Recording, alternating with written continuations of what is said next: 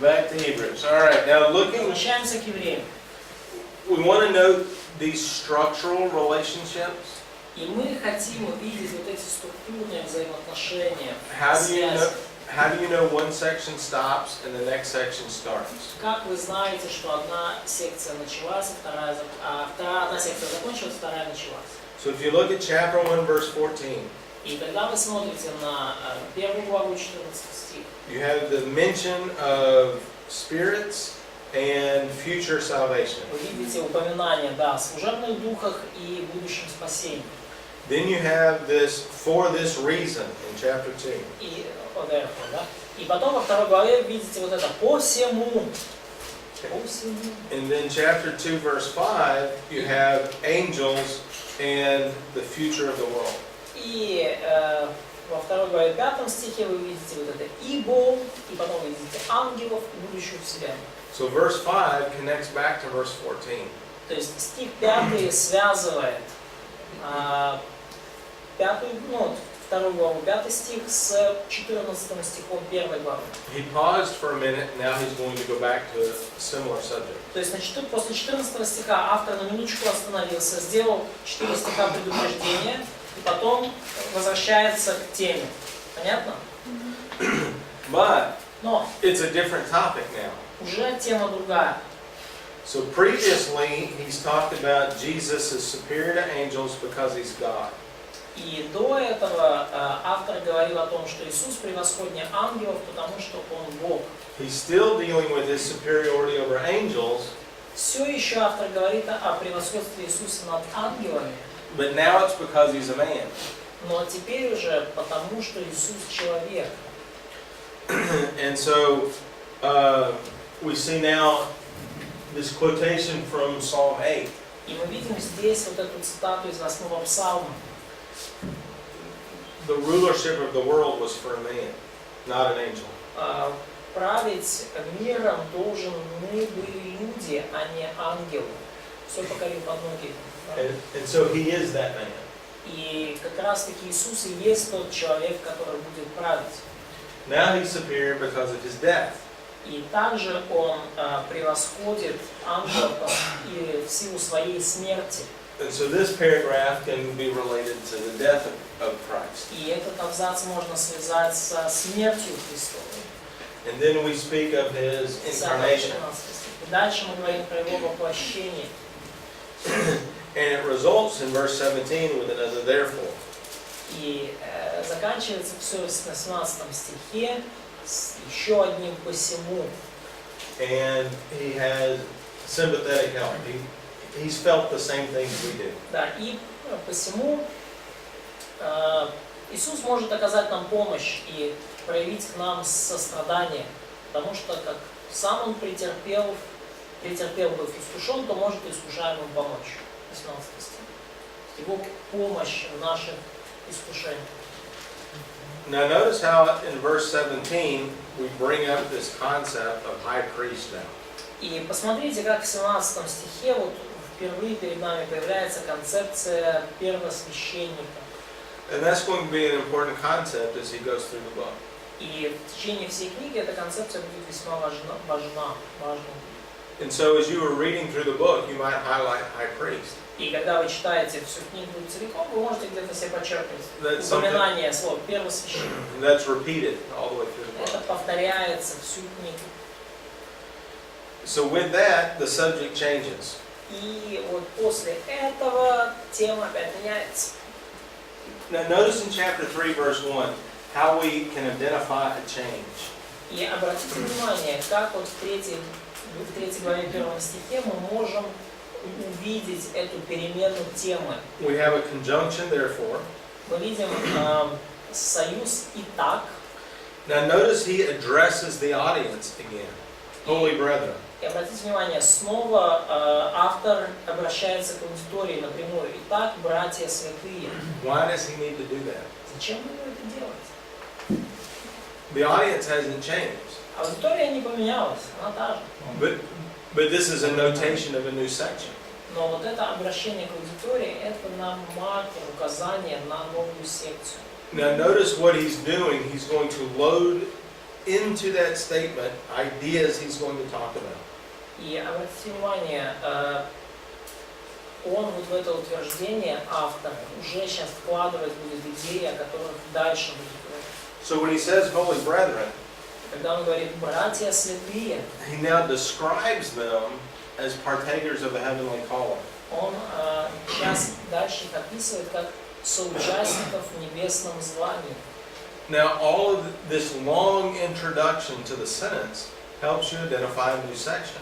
И вот все вот это длинное вступление в этом предложении позволяет вам определить, ага, тут новая секция начинается. And then it says the main verb is consider Jesus. Or consider that Jesus is the object. И дальше он вот использует вот этот глагол, да, уразумейте. И как объектом уразумения, кого надо уразуметь, это Иисуса Христа надо уразуметь. But now it has a relatively long description of Jesus. Но здесь дальше у него довольно длинное, сравнительно длинное описание Иисуса. Apostle and high priest of our confession. Посланник и первосвященник нашего исповедания. Ну или апостол и первосвященник нашего исповедания. So the length of that beginning identifies a new section. То есть даже по длине вот этого вступительного предложения мы можем видеть, что тут начинается новая секция сейчас. Просто And then verse 2 makes a comparison to the next topic, which is Moses. И далее в стихе 2 мы видим сравнение со следующей темой. И тема это Моисей. And so if you were looking at this paragraph is really about Moses. И когда вы дальше читаете вот этот параграф, да, абзац, он-то весь про Моисея. And so we see who Moses is. И мы видим отсюда, кто есть Моисей. And then we see who the son is. И мы видим далее, кто есть сын. Yeah. And so there's the comparison then with Moses. И есть здесь таким образом сравнение с Моисеем. Now we have the next warning. С 1 по 6 стих. И дальше у нас предупреждение. So the warning begins there in verse 7. И предупреждение начинается с 7 стиха. He quotes an Old Testament passage. Опять автор цитирует ветхозаветный отрывок. And then he essentially does a commentary on this passage. Ну и потом он, по сути, делает комментарий на этот отрывок. And so over the next chapter or two, he's going to actually quote this passage 2 or 3 times. И на протяжении следующей главы или двух он будет этот отрывок цитировать несколько раз. Не ожесточите сердец своих. So if you look at verses 7 through 11, that's the passage he's going to deal with. И когда вы читаете стихи с 7 по 11, вот это отрывок, который он цитирует, с которым он имеет дело. Now he quotes verse 7 and 8. He does that again in verse 15. И он цитирует стихи 7 и 8, и он снова это делает в стихе 15. So do you see how he does that? Вы видите, как он это делает, да? 7, 8 и потом 15. Now when he quotes that verse, it's like a preacher that's now going to talk about that again. То есть он повторяет этот стих, цитирует его как проповедник, который об этом снова собирается говорить. And then, so if you look at chapter 4, verse 3, И когда вы дальше читаете стих 4 глава, 3 стих, he's quoting what he said in chapter 3, verse 11. он там цитирует то, что он говорил в 3 главе 11 стихе. And now he's going to make a commentary on that again. И потом он снова делает на это комментарий. And then in chapter 4, verse 7, И потом в 4 главе 7 стихе once again he quotes the passage. он опять цитирует знакомый уже, 3 раз цитирует: «Ныне, когда услышите глаз его, не ожесточите сердец». And he makes more comments. И делает еще больше комментариев. So notice he's teaching verse by verse. То есть, видите, да, он учит стих за стихом. And so that might be something you would hear in Sunday school. И может быть something new to hear. Yeah, so they might hear it in church. Да, и это может быть нечто, что они уже слышали до того, там, в воскресной школе, в церкви.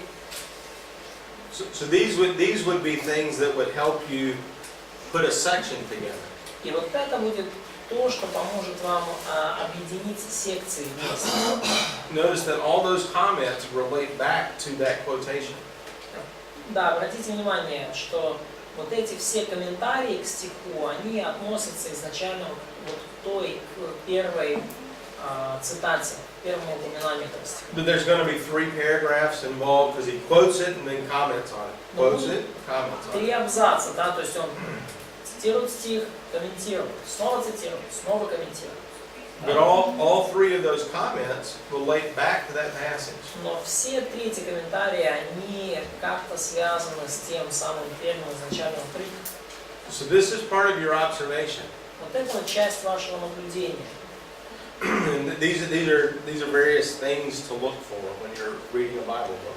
И вот это различные вещи, которые вам нужно наблюдать, когда вы читаете книгу Библии.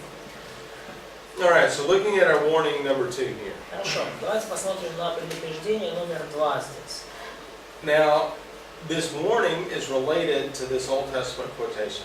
Ну и вот это предупреждение связано как раз с этой цитатой из Ветхого Завета. There's a danger of unbelief. Есть опасность неверия. And that danger is related to entering rest. И эта опасность связана с вхождением в покой. Now, before he started talking about this quotation, he introduced it with Moses.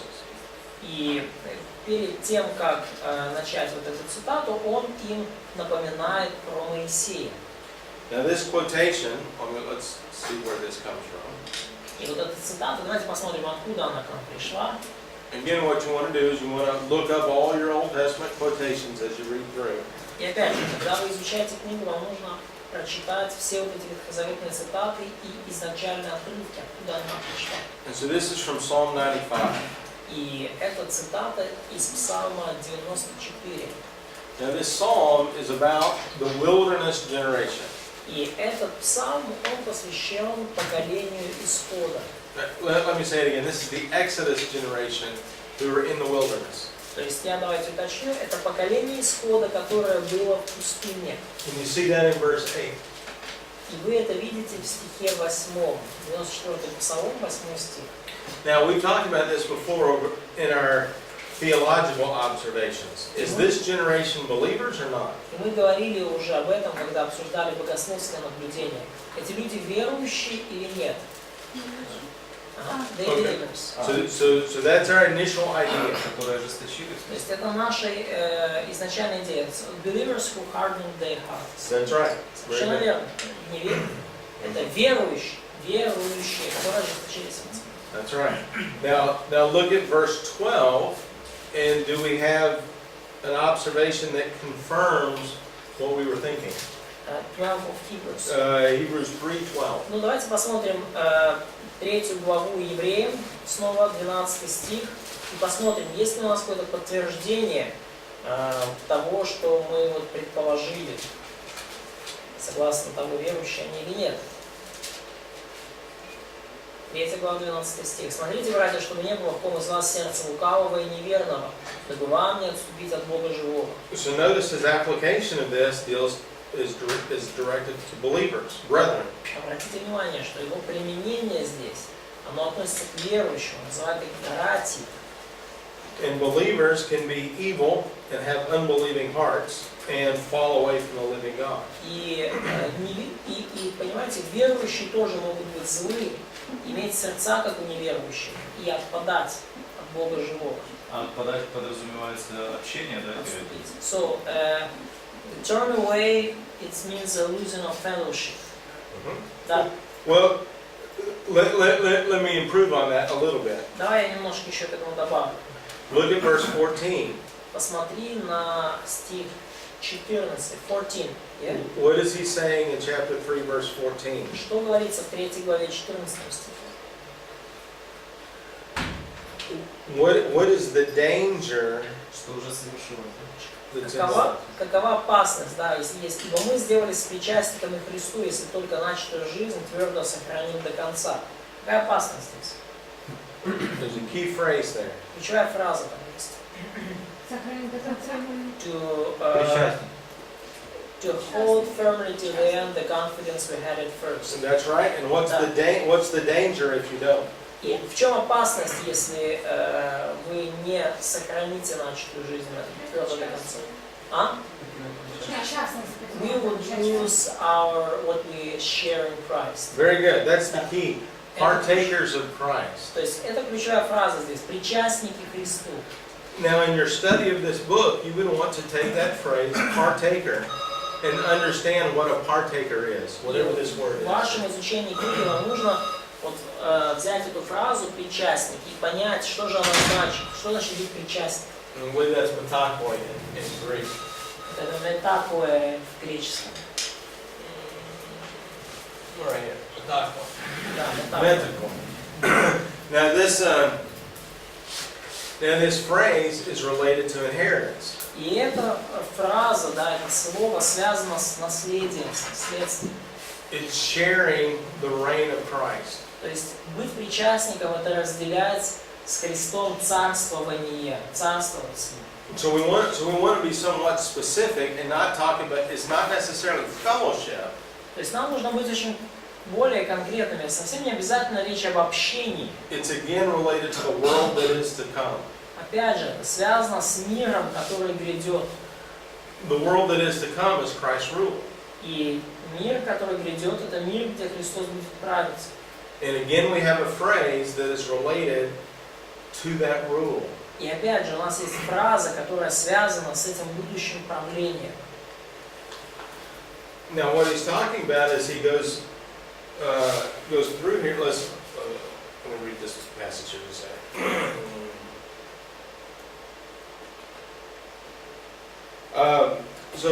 So notice in verse 18 and 19, he identifies again who he's talking to. Ну, обратите внимание, да, что in chapter 3, verses 18 and 19. Correct, those last two verses. Да, обратите внимание, стихи 18 и 19, он идентифицирует снова, кому он говорит. He asks a question in verse 18, and that's very important. И он задает вопрос в 18 стихе, очень важный вопрос. So whenever you see a question, make sure you pay attention to how that question is answered. И всякий раз, когда вы видите вопрос, убедитесь, что вы внимательно смотрите на то, как на вопрос отвечают.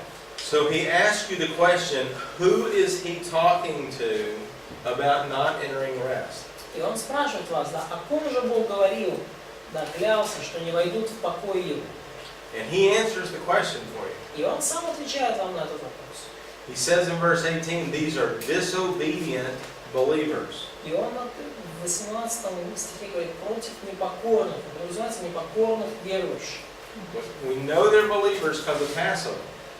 Мы знаем, что они все верующие, прошли через Пасху. We also know they're led by Moses. И мы также знаем, что они шли за Моисеем. As a matter of fact, verse 16, he emphasizes that. He says, indeed, didn't they all come out of Egypt led by Moses? Да, то есть опять же в 16 стихе он опять делает акцент. Да, некоторые слышавшие в Казахстане, но не все вышедшие из Египта с Моисеем. That emphasizes their redeemed status. Ну, может быть, не так ясно, как, то есть лучше так прочитать. Но не все ли они вышли из Египта с Моисеем? Ну так по-английски. И подчеркивается их статус, они искуплены. And so in verse 18, he clarifies these are disobedient people, disobedient И в believers. 18 стихе подчеркивает автор, что это непокорные верующие. And their problem was unbelief. И их проблема неверие. And so then in chapter 4, he continues on this, on the encouragement side of things. И далее, в 4 главе, он немножко переходит к ободрению. А вот это вот, если в 16 там не все ли, то это не вопросительное должно было быть? So, should it be like rhetorical question in verse 16, chapter 3?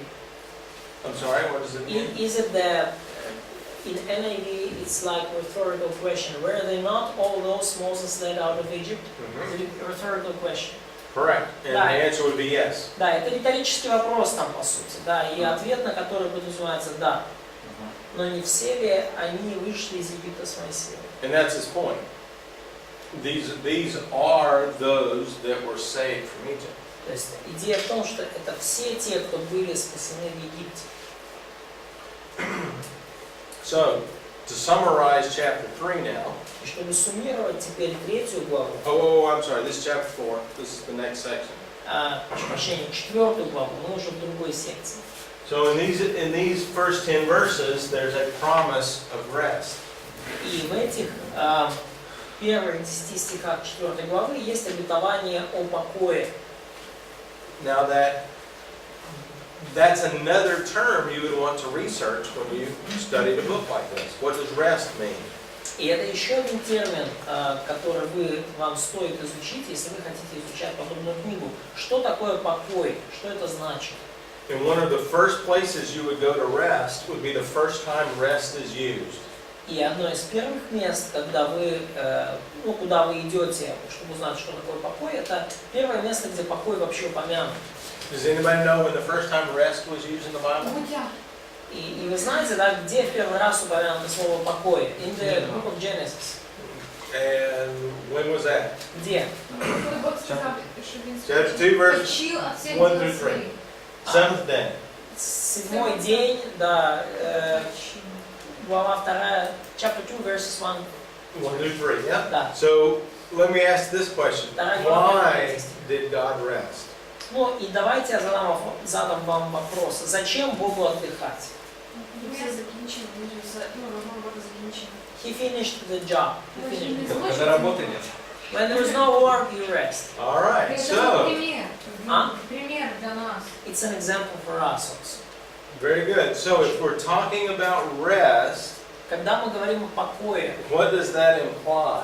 что это подразумевает? Что подразумевает покой? Finish. And. Finishing what? Что закончить? Работа. Work is done. Work. Okay, so, if we're talking about work, what are we dealing with? Is this saving faith, or is this after saving faith? Когда мы говорим здесь вот о работе, да, о труде в контексте послания евреям, труд – это спасительная вера или то, что следует вслед за спасительной верой? After saving. After saving faith. После спасительной веры. So notice, once again, all of the details of the passage come to the same conclusion. Поэтому обратите внимание, все детали отрывков должны приводить нас к одному и тому же заключению. Now, if our idea of Hebrews is we're dealing with unbelievers in the audience.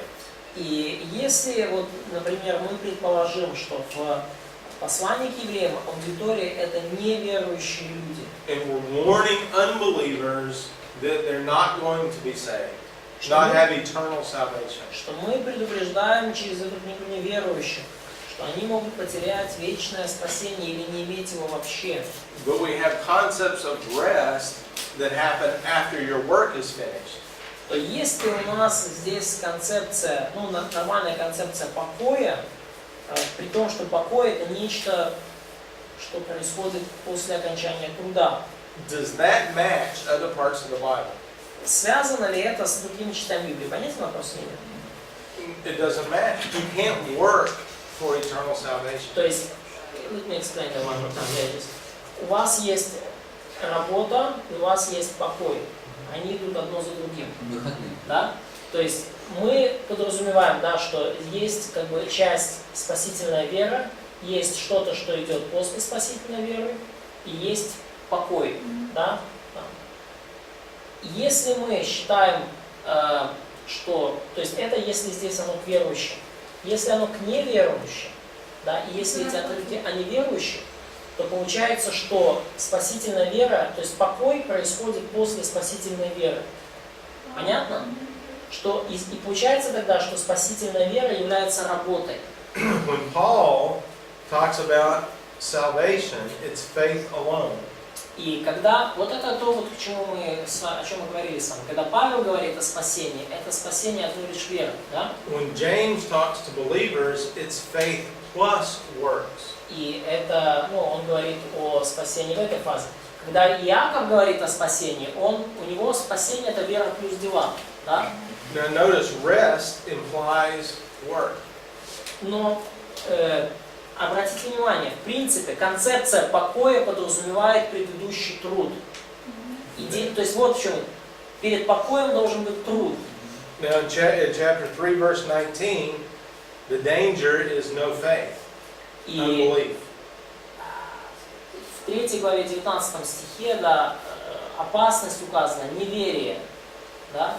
So the book of Hebrews is faith plus works. И книга послания евреям это вера плюс дела.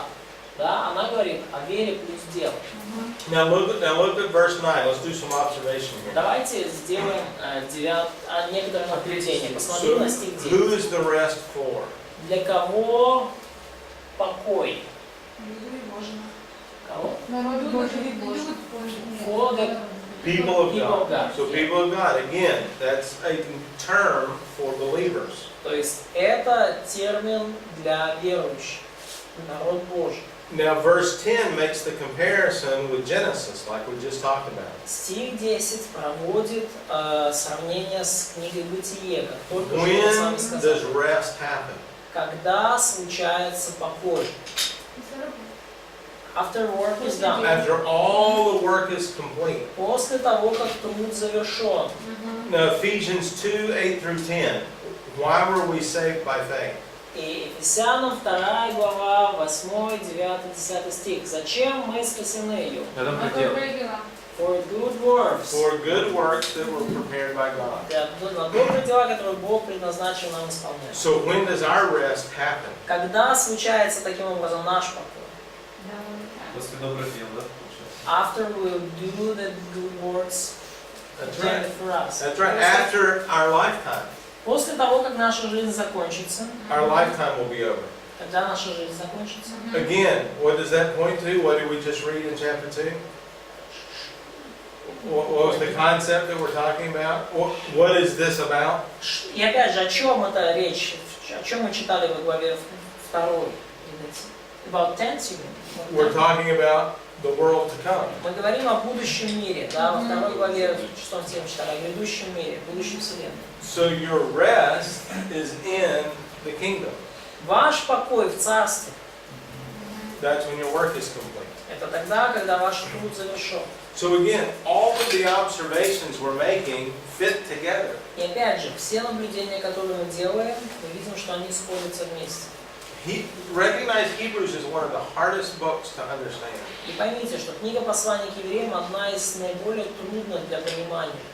But if you go through each point of observation, they'll fit together. Но если вы проходите поэтапно каждый пункт наблюдения, они все сходятся вместе. And so we come to this point here in chapter 4, an exhortation to enter that rest. То есть вы приходите вот к этому пункту, да, в 4 главе, в And that's 11 what we стихе, да, что вот убеждение, да, чтобы войти в этот покой. Автор убеждает вас. So that was with Moses and the wilderness generation. That section that we just finished up was Moses and the wilderness generation. То есть та секция, которую мы только что закончили, она касается Моисея и поколения исхода. By the way, did Moses enter rest? Ну, кстати, Моисей-то вошел в покой или нет? Нет. No. No, he didn't. He was not allowed to. Ему не было позволено. Why was Moses not allowed to? Почему Моисею не было позволено войти в землю? Because of his sin with wrath. That's right. His disobedience because of a lack of faith. Непослушание из-за недостатка веры. Now let's put Moses in the concept. Но давайте Моисея поместим как-то в эту концепцию. The Calvinist will say a person that does not show works and does not have faith never was a believer. И наши братья-кальвинисты скажут, человек, который не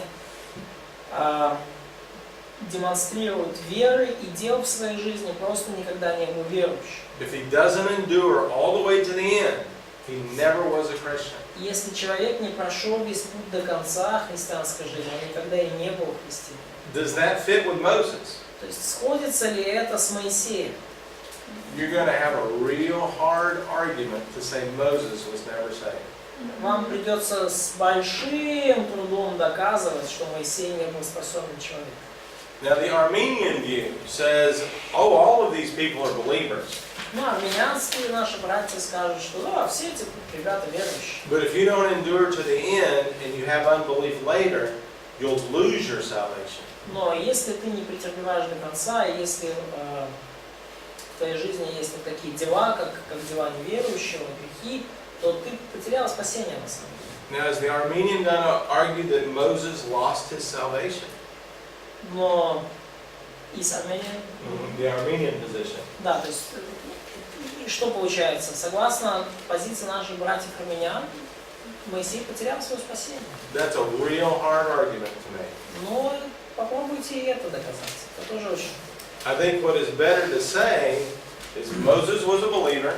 Я думаю, что намного лучше сказать, что Моисей был верующим. Moses kept his eternal salvation. Моисей сохранил свое вечное спасение. But Moses lost something in this life that was related to inheritance. Но Моисей нечто потерял в своей жизни, что было связано с наследством. I think that's an easy argument to make. И я думаю, что это уже попроще доказать такую точку And зрения. I think that argument fits all the facts. Я думаю, что эта точка зрения, она подкрепляется всеми имеющимися фактами. I think it's consistent with the whole Bible, the context of all of the Bible. И я думаю, что это сходится с контекстом всей Библии. And I think it's consistent with the context we're reading in Hebrews. Я думаю, что это сходится с контекстом, который мы читаем здесь в послании к евреям. But Moses is the one that begins chapter 3. Но Моисей это тот, с которого начинается 3 глава. So, but the point is, Christ is superior to Moses. Но идея в чем? Христос превосходит и Моисея тоже. And so again, we're going to point our attention to Christ. Опять же, нам нужно наше внимание приковывать по Христу. Now the next section, we start in verse 14 with this conjunction, therefore. И следующая секция начинается вот с союза «Итак», 4 глава, 14 стих. «Итак». By the way, I think the author of Hebrews uses this conjunction, therefore, to divide his sections. И, кстати, я думаю, что автор послания к евреям использует вот этот союз «Итак» для того, чтобы разделять секции между собой. Now notice how the sentence is phrased in verse И 14. посмотрите, как построено предложение в 14 стихе. We have this long clause that goes before the main verb. Мы видим здесь одну длинную фразу, которая идет перед главным глаголом. This long clause introduces material that's different than what we've just been reading about. И вот эта длинная предваряющая фраза, причастный оборот, показывает отличие, да, что нового будет говориться, нового по сравнению с тем, о чем мы говорили до этого. We've been reading about Moses and the wilderness generation. Мы говорили только что о Моисее и поколении в пустыне. Now all of a sudden we're talking about a great high priest who passed through the heavens. О, и тут резко как-то мы начинаем говорить о первосвященнике великом, прошедшем небеса. Well, that observation helps you understand that there's a new section here. И это вот понимание позволит вам сказать, ага, тут началась новая секция. And so this new section is actually going to be relatively long. И, кстати, эта новая секция будет довольно длинной. It goes to the end of chapter 7. Будет вплоть до конца 7 главы. Аарон и ветхозаветное священство и превосходство Христа над ним. So, looking at this section, dividing it into paragraphs. И посмотрим на эту секцию, как она разделена на абзацы. So verses 14 through 16 talks about a better position. Стихи с 14 по 16 говорят нам о лучшем положении. So this high priest is in the heavens. То есть этот первосвященник, в отличие от предыдущих, он на небесах. Well, that's better than Aaron. Он намного лучше, чем Аарон. And then Устроился, да? chapter 5 starts talking about this priesthood of Melchizedek. И далее с 5 главы начинается вот этот разговор про священство Мелхиседека. Now recognize Jesus as being called a high priest. И обратите внимание, Иисус уже был назван первосвященником. But what tribe is Jesus from? Но из какого колена Иисус? Judah. Judah. So he doesn't qualify to be a Levitical priest. Да, то есть он из колена Иудина, и он не соответствует критериям для левитского священства. And so he's going to have to talk about this different priesthood. И теперь автор здесь будет говорить о другом священстве, да, другом. But notice we have another warning. Но обратите внимание, у нас есть еще одно предупреждение. Now, they can't understand this Melchizedekian priesthood for a reason. Ну, читатели послания не могут это священство Мелхиседека понять по определенной причине. And that reason begins in verse 11 with this concept of being dull of hearing. И причина, она, ее объяснение начинается с 11 стиха, вот с этой концепции, что вы не способны слушать, сделались.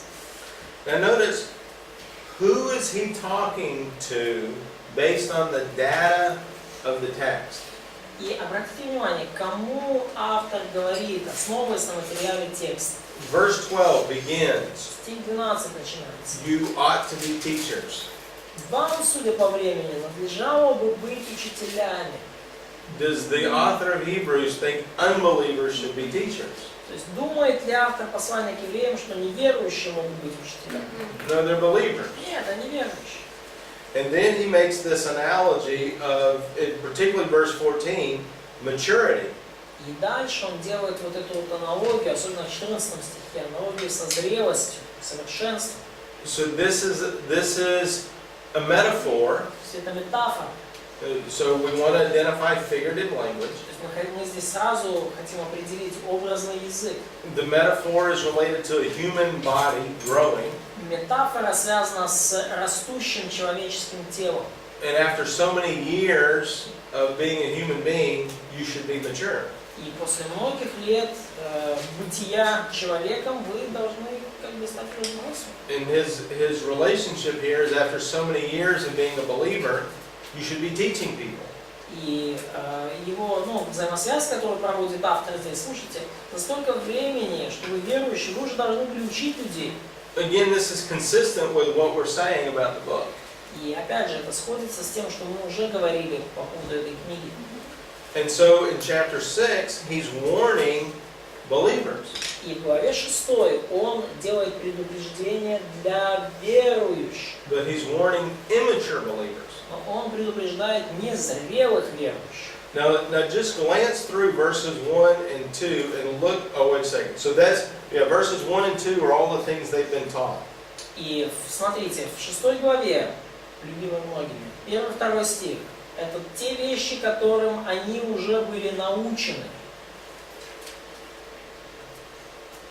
And verses 4 and 5 are all the things that they have received. И 4-5 стих это все те вещи, которые они уже получили. So they've been enlightened. Они были просвещены. They've tasted the heavenly gift. Они вкусили дар небесный. Notice in verse 4.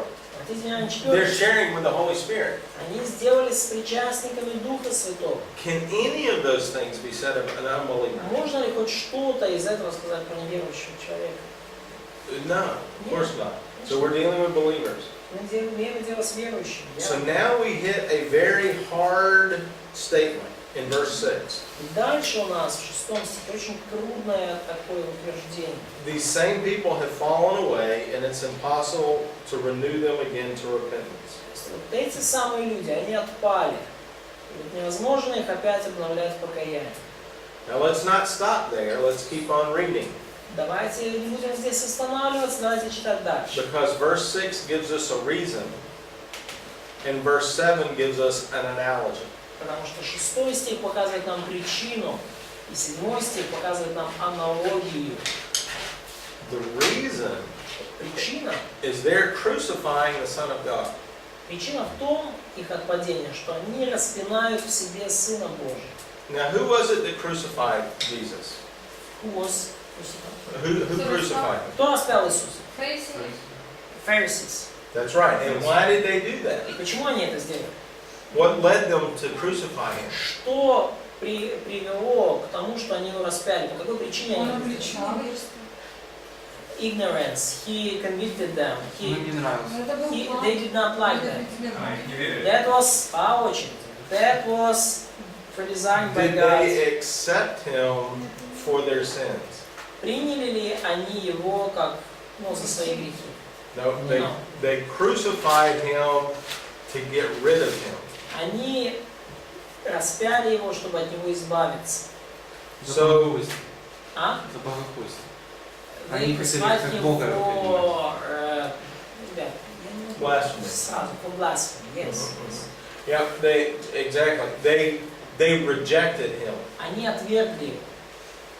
So if these believers reject Jesus, И если эти верующие отвергают Христа, can they get back in fellowship for their sins? могут ли они вернуться в общение? Let's look back at the text. What's the big danger of the book of Hebrews? Вернемся обратно к тексту. В чем большая опасность книги Евреев? What? Незрелость. Immaturity and disbelief. The whole thing. What do they want to go back to? К чему они хотели вернуться? Закон. Back to the law. They want to go back to the law. Хотели вернуться назад к закону. How are your sins forgiven under the law? Как ваши грехи прощались под законом? Жертвоприношение. Through sacrifices. Animal sacrifice. Животное жертвоприношение. If you reject Christ's sacrifice, Если вы отвергаете жертву Христову, can you get back into fellowship? можете ли вы вернуться назад в общение? No. There's no other solution. Нет Нет основания. другого Да? решения. The animal sacrifice doesn't work anymore. Животные, жертвоприношения животных больше не работают. Все. So this is what there's no way to renew their repentance. И нету больше возможности их обновить покаяние. They can't get back into fellowship if they reject the only thing that gets them back in fellowship. Они не могут вернуться в общение, если они отвергают единственного, кто может вернуть их в общение. А вдруг они покаются и вернутся назад к Христу? So, but if they would repent and come back to Christ, Тогда можно? is Right. it possible? Yes. Yeah, if they accept Christ's sacrifice. Если они примут жертву Христа, да. But they can't as long as they're crucifying him, as long as they're rejecting him. Но они не могут принять жертву Христа, пока распинают его, пока отвергают его. Now recognize the cross has two pieces to it. Ну и имейте в виду, что у Христа есть две части. From the unbelieving side of the cross, we have to accept his sacrifice as our substitute. И когда мы смотрим на крест с точки зрения неверующего, то нам нужно принять крест и Христа как заместительную жертву за наши грехи. That's not the point of view of Hebrews. Это не та точка зрения, где мы смотрим, которую мы видим в послании к евреям. The point of view of Hebrews is the believer looking at the cross. Точка зрения послания к евреям, что верующему также нужно смотреть на крест. We go to the cross to regain fellowship. Мы тоже возвращаемся к кресту, мы смотрим на крест, чтобы вернуться в общение, чтобы возобновить общение. We confess our sins because they were already paid for. Мы исповедуем наши грехи, поскольку за них уже было уплачено. So if a believer now rejects the cross, И если теперь верующий отвергает крест, it's impossible to renew him to repentance. теперь уже невозможно обновить его покаяние. That's exactly what this says. Вот именно это здесь написано, это здесь сказано. Now let's look at the analogy in verses 7 Но and 8. давайте посмотрим на аналогию в 7 стихе. You have a field. У нас есть поле. What comes up from the field? What does a field do?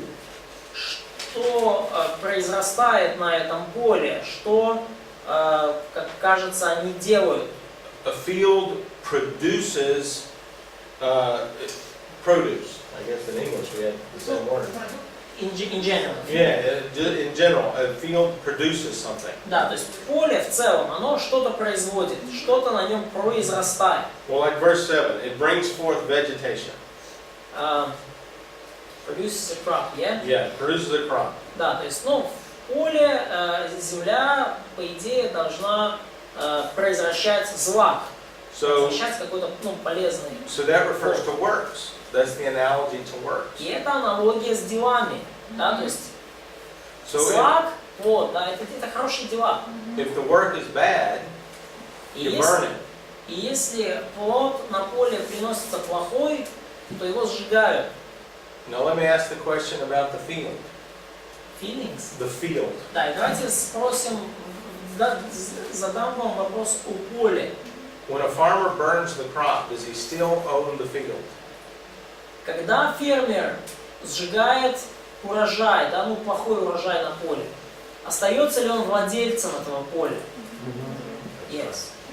So if the believer is the field, is he owned by God? Если верующий это поле, то остается ли верующий собственностью Божьей? If the believer's production is burned, he's still owned by God. Если плод верующего, если дела верующего сожжены, остается ли он еще в собственности у Бога? But Yes. his works are burned. Но дела его сожжены.